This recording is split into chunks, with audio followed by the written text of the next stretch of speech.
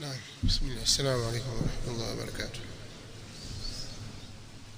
الله مليبك إلى خيري نبيته الشيخ الدكتور خميس إمام حسين ومحاضرة wake uliojaa faida nyingi kwenye maudhui kubwa.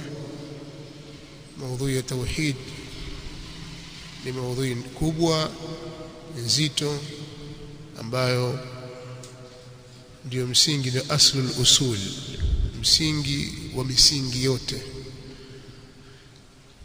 na tumechagua maudhui hii ailete yeye kwa sababu hizi ni katika miongoni mwa takhasusi zake hafidhahu Allah ta'ala.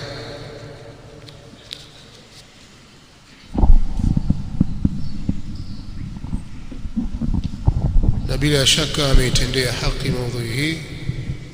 Sisi hatuna cha kumlipa zaidi ya kumwombea dua kwa Allah subhanahu wa ta'ala amuhifadhi na amuwafikishe kwenye lile ambalo Allah subhanahu wa ta'ala analipenda na kuliridhia, lakini pia autawilishe umri wake katika taa hata ينتفع به الناس ويتضرر به آخرون. الشيخ دكتور nilimuelezea hapa kidogo mwanzo kwamba yeye ni daktari kwa maana kalima, ni mtu amekaa amesoma mpaka akafikia kiwango cha mwisho cha usomaji katika nidhamu za vyuo. Sio udaktari wa kupewa labda wahisani, wala udaktari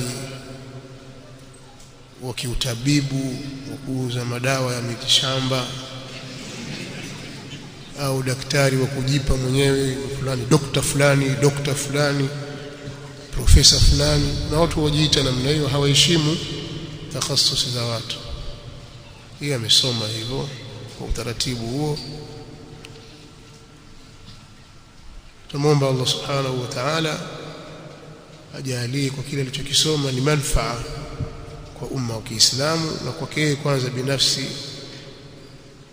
anufaike nayo elimu hiyo, lakini umma unufaike nayo na da'wa salafia kadhalika. Kwa mkihitaji buhuthi na tafiti za kiilmu zafanywaje Kiislamu, anao muongozo kwenye hilo. Ni mtu ameishi na mambo hayo na ameandika risiti zake, akamaliza, amerudi, tuko naye tunafanya dawa.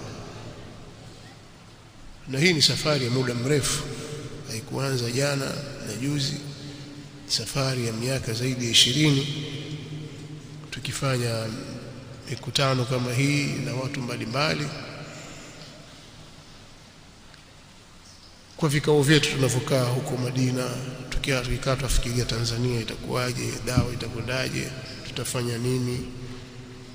Haya baadhi yaliyoeleza ni mambo ya kweli.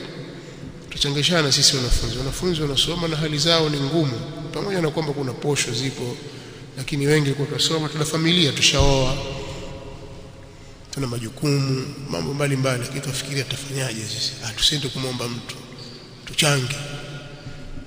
Basi tuchangishana, tujafanya da'wa, semina, alhamdulillah.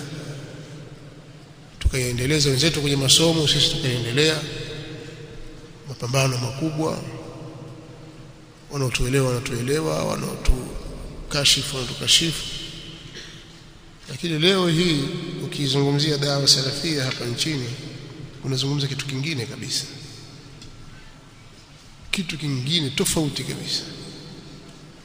Hii ni fadhila ya Allah subhanahu wa ta'ala, sio juhudi zetu sisi kwamba tuna juhudi kubwa sana au tunajua sana.